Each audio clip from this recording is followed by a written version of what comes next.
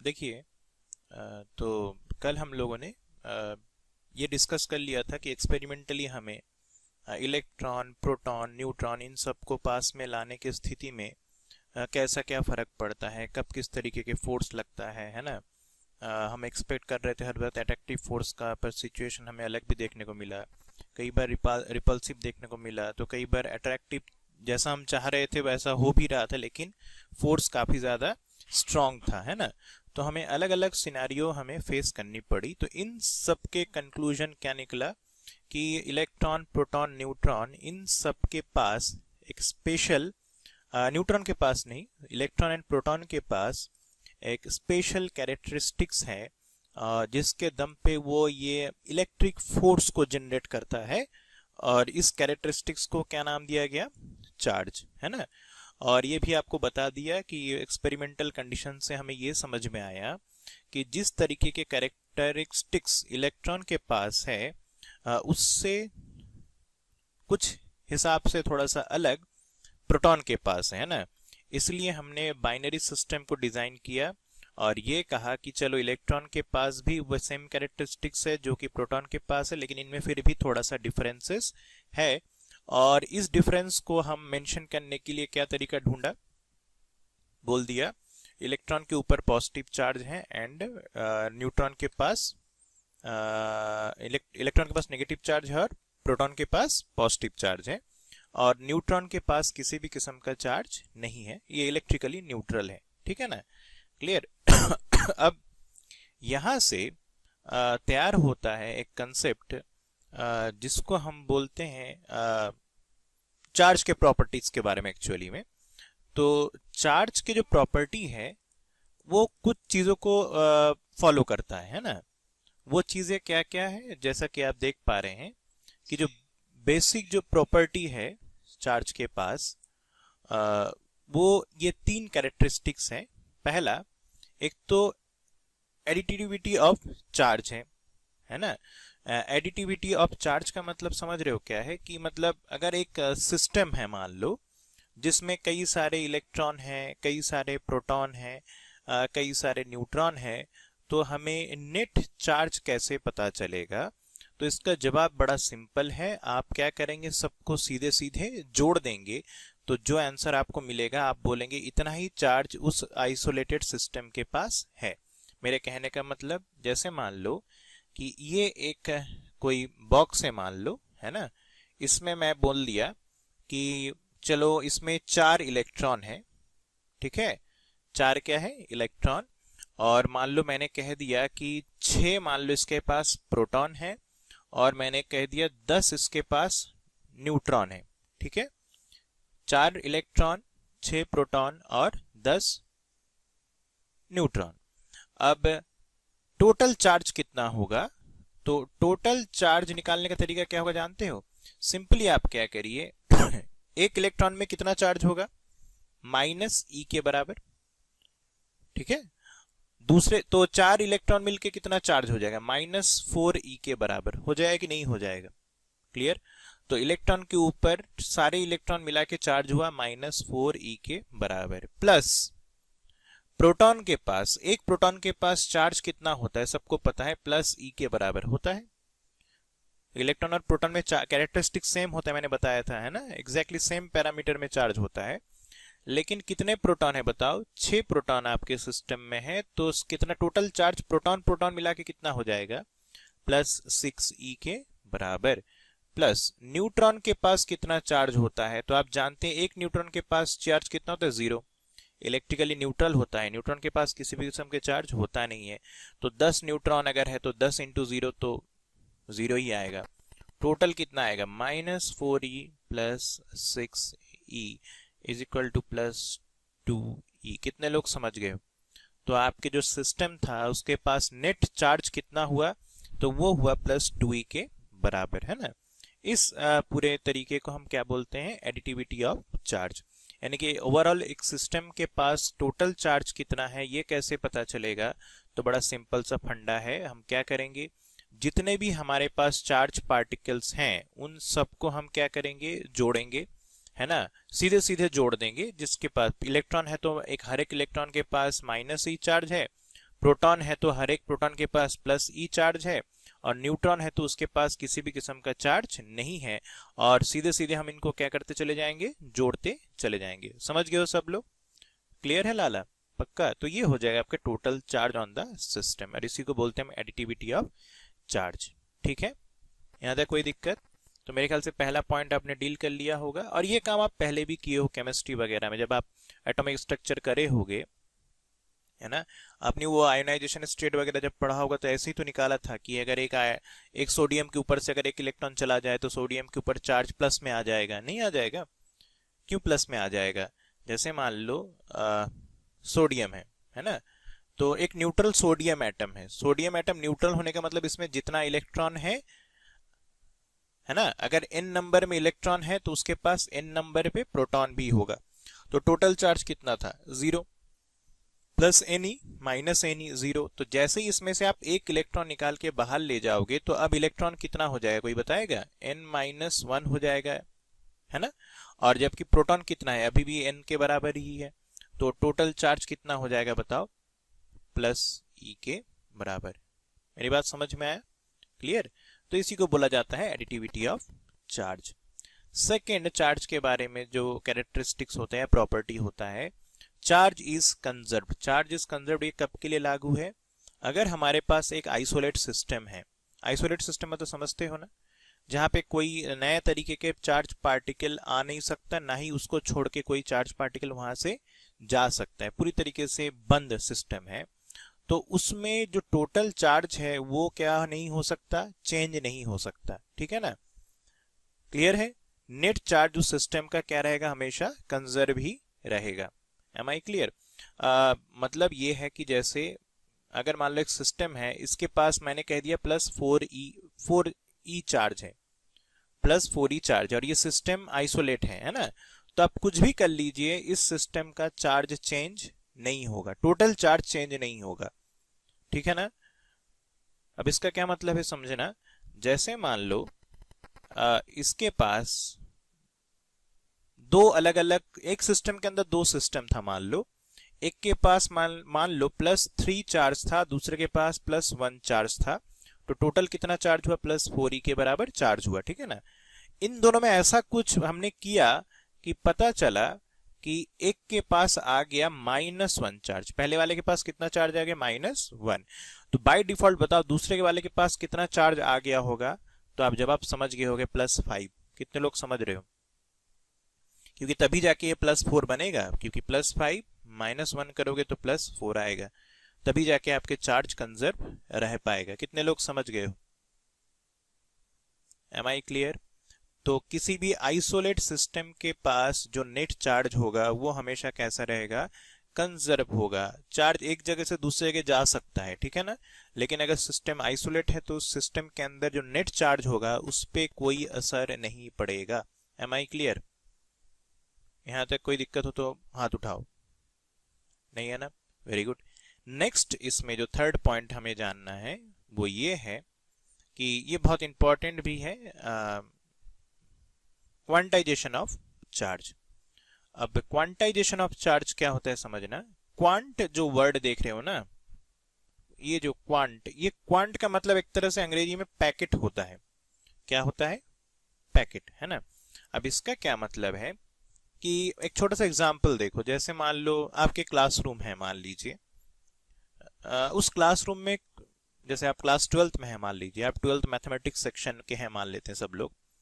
तो 12 मैथ्स में जो स्ट्रेंथ होगा, जो स्टूडेंट का जो संख्या होगा, नंबर होगा किसी भी क्लास में, कितने लोग एग्री करते हो वो हमेशा पॉजिटिव इंटीजर के फॉर्म में होगा।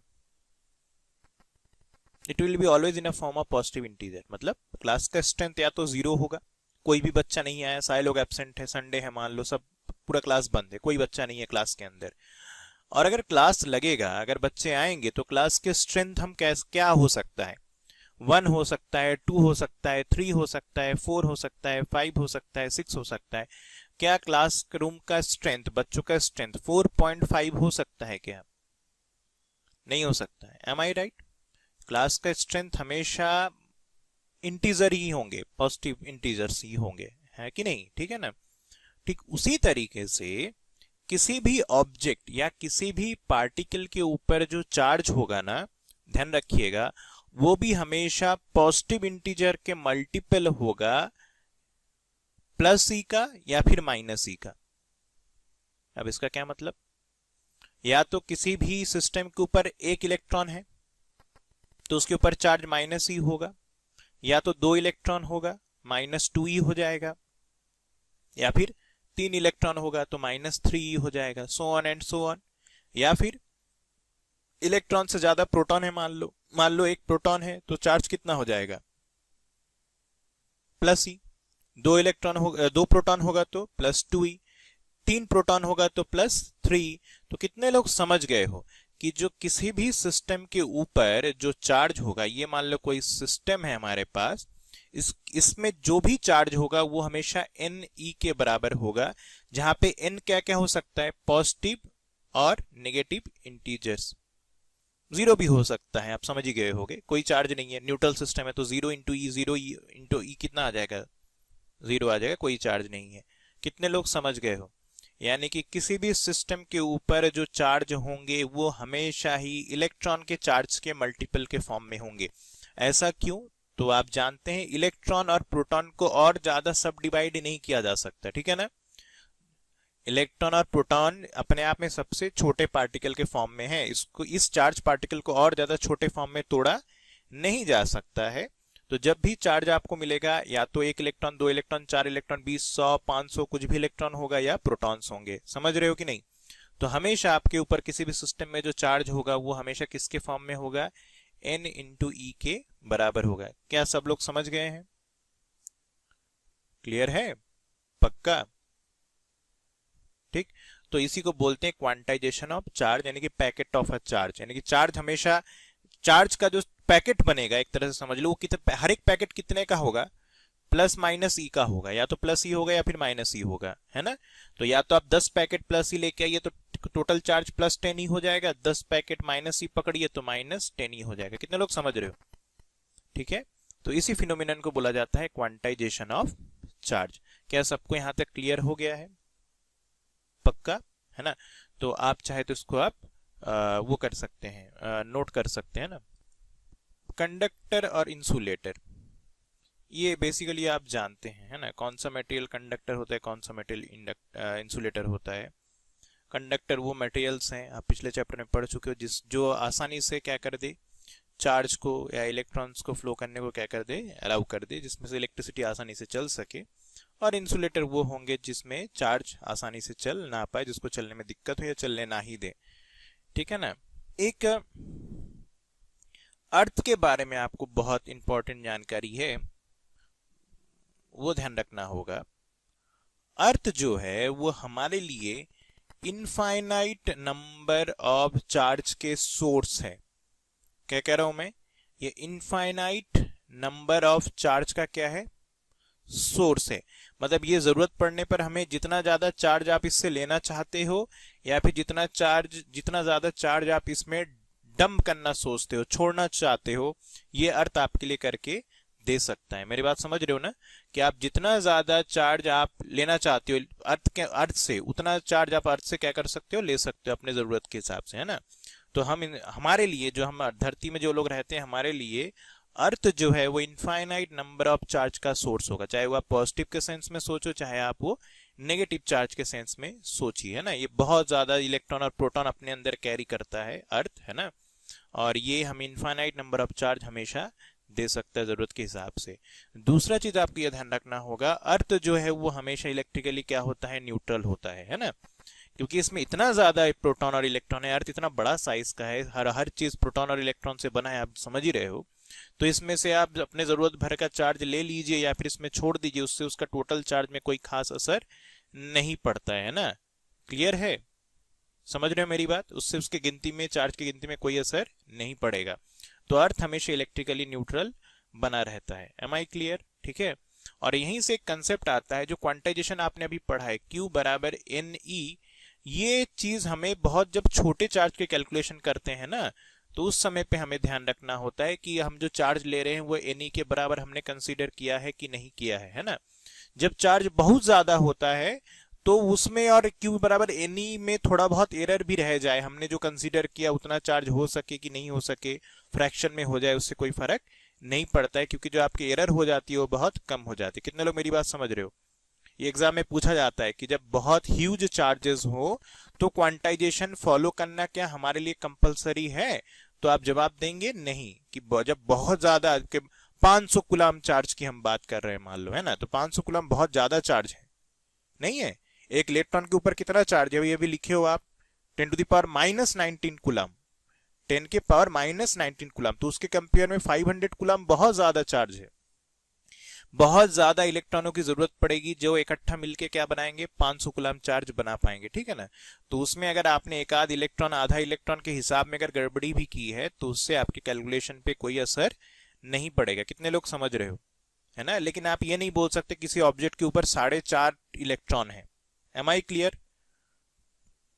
पक्का? तो जब स्मॉल चार्ज होता है तो क्वांटाइजेशन बहुत मैटर कर जाता है, लेकिन जब बड़े चार्ज की हम बात करते हैं वहां पे हम क्वांटाइजेशन को इग्नोर करके भी आगे बढ़ जाते हैं, इतना ध्यान नहीं देते हैं। Am I clear? पक्का? ठीक है ना। अब देखिए, तो अर्थ के बारे में समझ गए हो। पहली बात, ये इनफाइनाइट चार्ज के सोर्स है, हमेशा इलेक्ट्रिकली न्यूट्रल बना रहता है, ठीक है ना। क्लियर है? पक्का। और अर्थ क्या करता है, किसी भी बॉडी के ऊपर जितना भी एक्सिस चार्ज है उसको वो खींच लेता है। समझ रहे मैं कहना क्या चाह रहा हूं? कोई भी बॉडी में अगर एक्सिस चार्ज है, मतलब वो इलेक्ट्रिकली न्यूट्रल नहीं है, उसके ऊपर कोई भी एक्सिस चार्ज है, तो जैसे ही वो अर्थ के साथ कांटेक्ट में आता है, अर्थ उसको क्या कर लेता है, खींच लेता है। और इसी फिनोमिना को हम बोलते हैं ग्राउंडिंग करना। सुने होगे ना, अर्थिंग करना या ग्राउंडिंग करना बोलते हैं हम लोग। तो अर्थिंग करने का मतलब क्या होता है? यही तो होता है, आप इलेक्ट्रिकल अप्लायंसेस को एक कनेक्शन हमेशा आप कहाँ पे डाल देते हो, अर्थ में डाल देते हो। अर्थ का सिंबल ये होता है, समझ रहे हो ना, ये अर्थिंग का सिंबल है, ठीक है। पहला वाला लाइन बड़ा फिर छोटा करते चलना। इसका मतलब ये है कि ये इलेक्ट्रिकल वायर को हमने क्या किया है, अर्थिंग कर दिया है। और अर्थिंग करने से क्या होगा, जब भी कोई सिस्टम में एक्सिस चार्ज होगा वो चार्ज कहाँ चला जाएगा, अर्थ में चला जाएगा, अर्थ उसको खींच के अपने में धर लेगा। समझ गए हो सब लोग? क्लियर है यहां तक? कोई कंफ्यूजन है ना? तो ये अर्थ के बारे में ये जानकारी आपको होनी चाहिए, ठीक है ना। अब अगला सवाल ये आता है, किसी भी बॉडी में हम चार्ज किस तरीके से ला सकते हैं? जैसे हमारे पास एक बॉल है, मान लो प्लास्टिक का बॉल है, क्या उसमें हम चार्ज ला सकते हैं? सवाल ये है। एक प्लास्टिक का मान लो, या आयरन का बॉल मान लो, मेटेलिक भी हो सकता है, इंसुलेटर भी हो सकता है। तो क्या किसी मेटल या इंसुलेटर पे हम चार्ज ला सकते हैं? लाएंगे तो कैसे लाएंगे? तो उसके दो तरीका है। एक जो आप देख पा रहे हैं चार्जिंग बाई इंडक्शन, इसके पहले एक और तरीका होता है चार्जिंग बाई फ्रिक्शन या रबिंग। अब ये क्या होता है, बात को समझो। जैसे मान लो हमारे पास दो अलग अलग ऑब्जेक्ट हैं, ठीक है ना। हमने उन दो ऑब्जेक्ट को लेके आए और दोनों को आपस में टच करा के बहुत तेज तेज उसको रब किया। यानी कि क्या होगा, जब आप रब करते हैं तो क्या जनरेट होता है, बताओ? हीट जनरेट होता है ना, एनर्जी क्रिएट होती है रबिंग से। और उससे क्या होता है, इलेक्ट्रॉन जो है एक बॉडी से दूसरे बॉडी में ट्रांसफर होता है। जो आउटर मोस्ट इलेक्ट्रॉन है ना, बात समझ रहे हो ना, जब उसको उसके जरूरत भर का एनर्जी मिल जाएगा। देखो, सभी ऑब्जेक्ट का इलेक्ट्रोनेगेटिविटी अलग अलग होती है, ये जानते हो ना सब लोग। इलेक्ट्रोनेगेटिविटी मतलब आउटर मोस्ट शेल के इलेक्ट्रॉन को कैप्चर करके रखने की ताकत, पकड़ के रखने की क्षमता। और ये अलग अलग मटेरियल के अलग अलग होता है ना, ये मटेरियल पे डिपेंड करती है, ये बात सबको पता है ना, ठीक है। अब होगा क्या, जब भी आप दो बॉडी को रब करेंगे, जिसका इलेक्ट्रोनेगेटिविटी वीक होगा उसका इलेक्ट्रॉन आसानी से उस ऑब्जेक्ट से निकल के दूसरे ऑब्जेक्ट पे चला जाएगा कि नहीं चला जाएगा? चला जाएगा।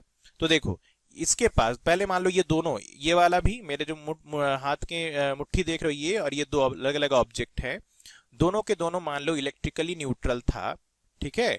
इसके पास मान लो 10 इलेक्ट्रॉन और 10 प्रोटॉन था, इसके पास भी मान लो 10 इलेक्ट्रॉन और 10 प्रोटॉन था, तो दोनों के दोनों इलेक्ट्रिकली न्यूट्रल था। 10 इलेक्ट्रॉन और 10 प्रोटॉन मतलब ये भी न्यूट्रल, 10 इलेक्ट्रॉन 10 प्रोटॉन मतलब ये वाला भी इलेक्ट्रिकली न्यूट्रल। अब मान लो ये वाले का जो मेरा हाथ देख रहे हो, इसका इलेक्ट्रोनेगेटिविटी वीक है मान लो, तो जब मैं इन दोनों को आपस में रब करूंगा तो इसके इलेक्ट्रॉन उछल के किस में आ जाएंगे, टूट के दूसरे वाले पे आ जाएंगे कि नहीं आ जाएंगे? ठीक है, क्योंकि इसकी इलेक्ट्रोनेगेटिविटी वीक है और इसकी इलेक्ट्रोनेगेटिविटी इसके कंपेयर में ज्यादा है।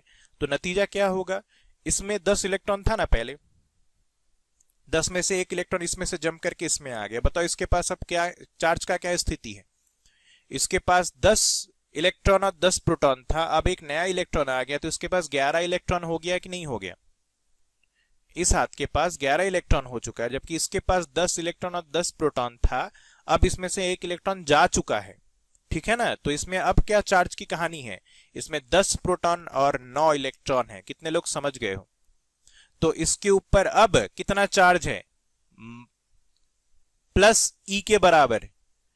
समझ गए हो ना? क्योंकि पहले न्यूट्रल था, अब इलेक्ट्रॉन कम हो गया तो पॉजिटिव चार्ज इसमें ज्यादा हो गया है, तो इसके ऊपर चार्ज हो गया है अब प्लस ई के बराबर।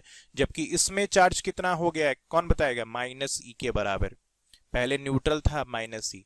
तो ध्यान रखिएगा आगे से, आइंदा से, जिसमें से इलेक्ट्रॉन जाएगा, जिसमें से इलेक्ट्रॉन जाएगा उसके ऊपर कौन सा चार्ज आएगा? Positive charge. और जिस पे इलेक्ट्रॉन जाएगा उसमें क्या आएगा बताओ? Negative charge. कितने लोग समझ गए हो?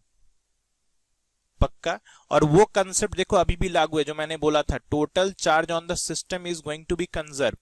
तो अभी भी सिस्टम के ऊपर चार्ज कितना है? देखो 0 है, सब मिला के अभी भी 0 है कि नहीं? इसमें प्लस ही कह रहे हो, इसमें माइनस ही कह रहे हो, तो दोनों को जोड़ दो तो 0 ही है अभी भी। समझ गए हो कि नहीं समझ गए हो? तो इस तरीके से हम चार्ज एक बॉडी से दूसरे बॉडी में ट्रांसफर कर सकते हैं। ये काम कभी आपने देखा है, आप सभी ने किया होगा, कंघी में हो जाता है।